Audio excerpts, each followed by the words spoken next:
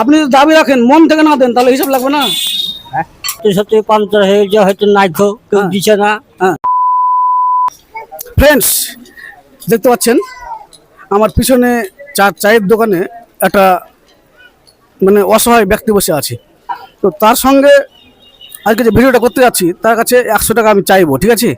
যে আমার মোটরসাইকেলটা পাংচার হয়ে গেছে, দিচ্ছে কিনা দেখতে থাকুন, তারপর কি করবো সেটা দেখা যাবে।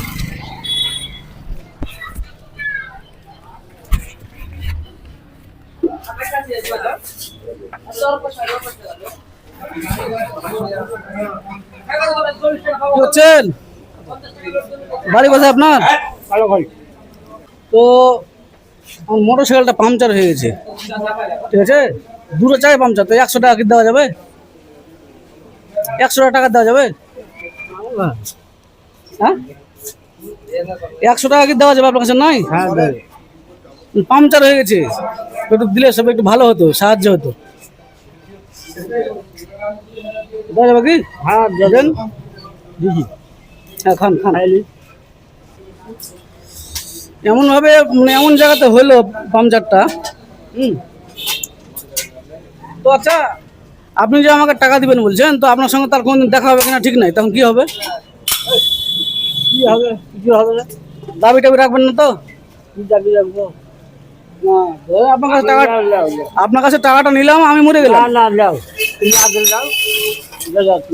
না, আপনার কাছে টাকাটা নিলাম, আমি হয়তো মারা গেলাম, আপনাকে দিতে পারলাম। যদি দাবি রাখেন তাহলে তো আমাকে হিসাব লাগবে নাকি?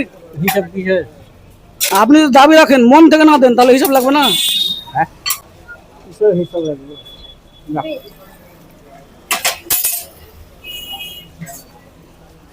এটা আসছেন শুনেন, এই যে 100 টাকাটা আমাকে দিলেন আপনি, আমি এখন লিখ সারাবো, লিখ সারিয়ে বাড়ি চলে যাবো, তো আপনার সঙ্গে তার দেখা না হতে পারে। না হবে না। মন থেকে দিলেন, একদম মন থেকে, হ্যাঁ দিল খোলস। হ্যাঁ, যাও। যাই হোক,